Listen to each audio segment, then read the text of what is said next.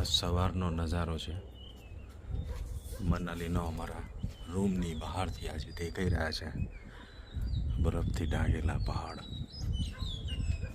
આ સફરજનની ખેતર છે, વાડી જેને કહેવાય.